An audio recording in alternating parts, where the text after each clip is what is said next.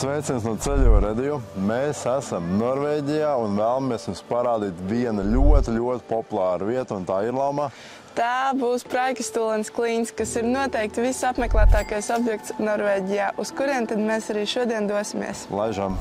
Tātad mēs esam šobrīd šeit, un mums būs jāvirzās te augšā, pa šeien, līdz otrā pusē, līdz tam akmenim, un tur ir tā klīns.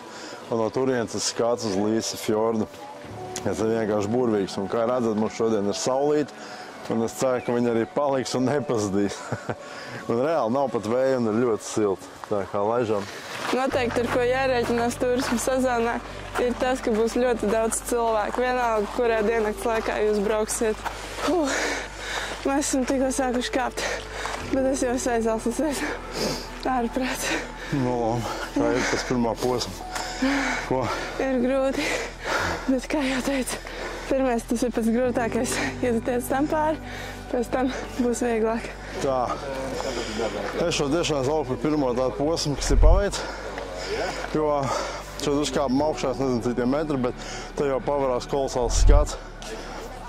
Kā redzams, tā lejā mums ir tā bāze, kur var nopirkt mašīnas, kur ir viesnīca, kur ir kafēnīca, veikaliņi, viss te ir. Un tur tālu projām var saskatīt ir Stavanger. Kā ir pastaigāt pa plakanam virsmu uzreiz? Baigi forši. Uzreiz novērtē to, ka tā nav jākāpj stāvā augstumā. Tas viss tādu īsu brīdi. Jā. Noteikti izvēlieties laikapstākļiem piemērotu apģērbu, un vislabākais variants ir saģērbties kārtās, jo kāpjot augšā būs karsti, bet esot augšā pūtīs augsts vējš. Tie, kas ir kāpuši kalnos, to noteikti jau ir izjutuši.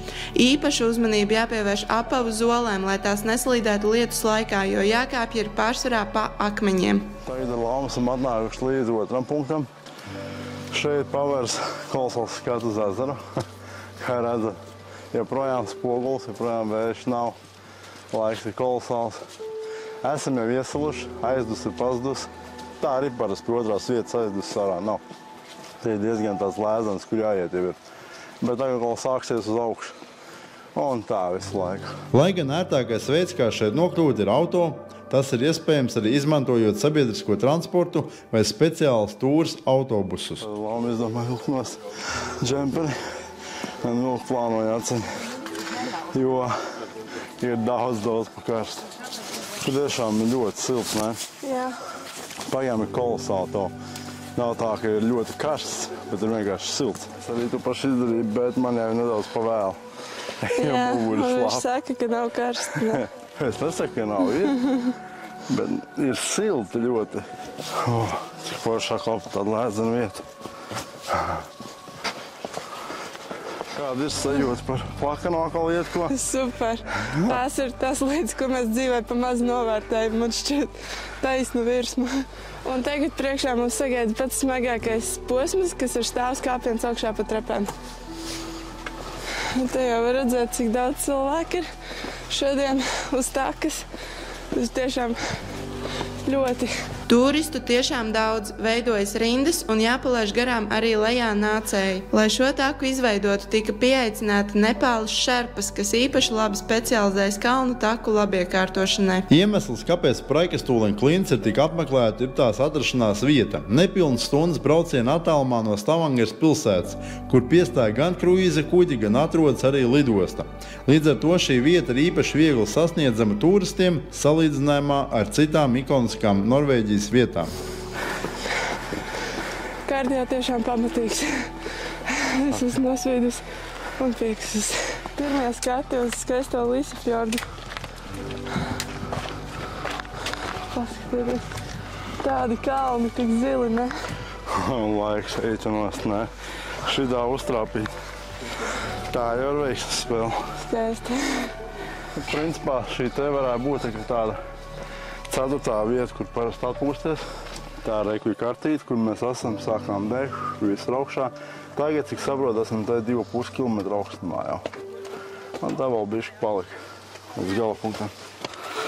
Esam tagad nonākuši nākamajā pietursvietā, kas ir pie ezera.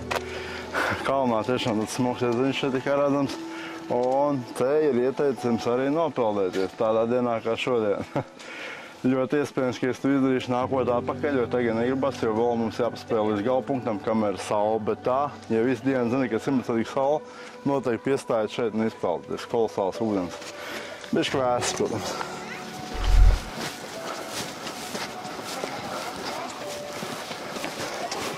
Tas ir trepīts, ne? Jā. Uztaisīts.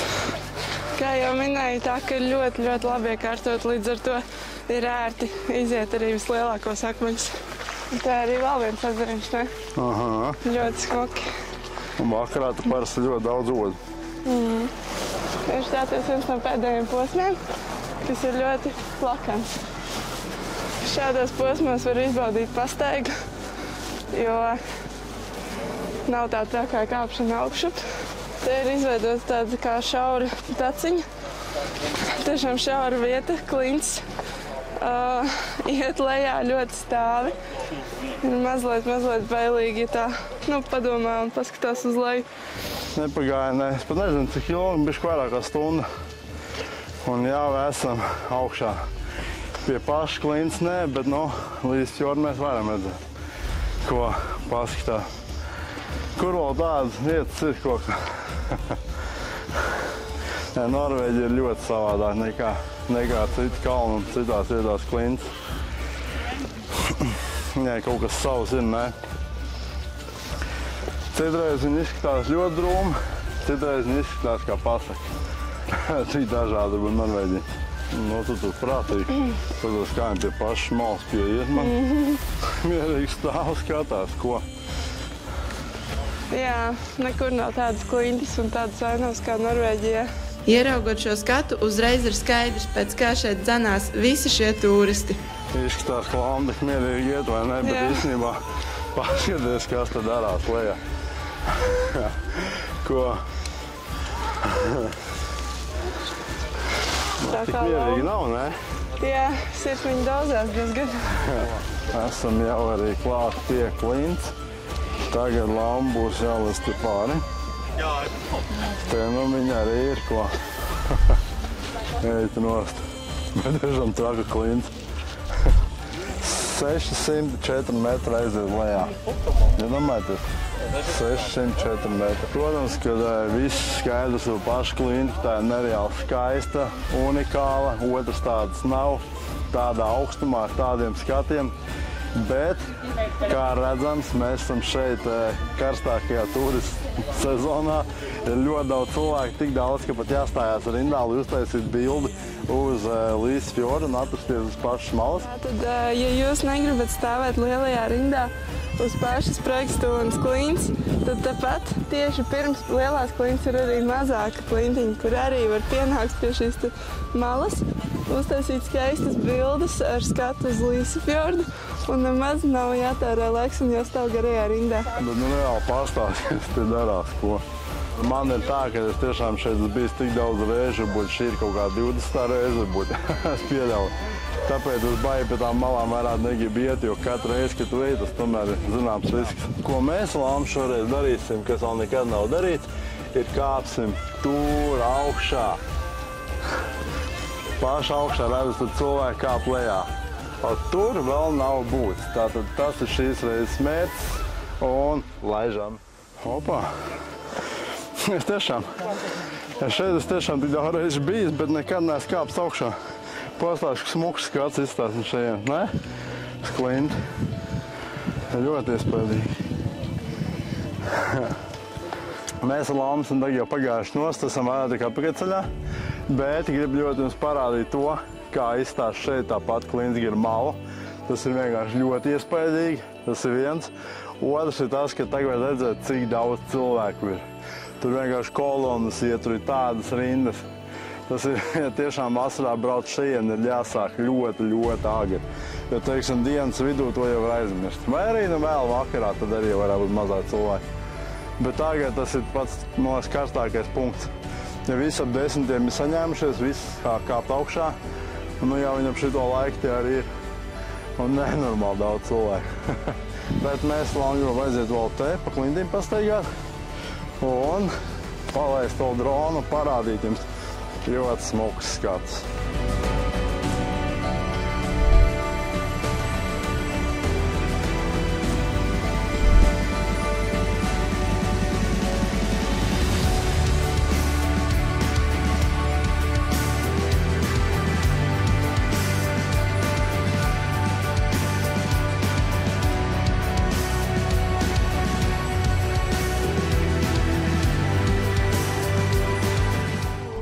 Nu ko, esam beidzot lejā. Jā, Nokāpām, es domāju, bišķi vairāk kā par stundu. Tad nereāli daudz cilvēku priekšā visu laiku un ļoti grūti iet. Jā, bet tagad esam atnākuši uz viesnīcu, kas šeit lejā ir. un viesnīcas kafejnīcā mēs paņēmām siltu kakao, ko vienkārši izdzert pēc lielā kafija. kafija. Izdzēras tikpat, jā. Vajadzēja ņemt savējo. Nu jā, plāns ir doties tagad iet pie ūdeni, kaut kur tur pasēdēt. Jo laiks ārā varbūt arī nopelēties, jo laiks ir vienkārši kolosāls joprojām. Pludmalīte ir atrasta, saulīt joprojām uz atkal spīd. Paliks reiz nopelēties pie ezerā ūdens, kāds ir.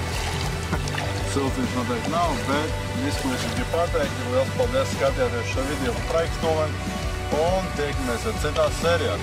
Čau!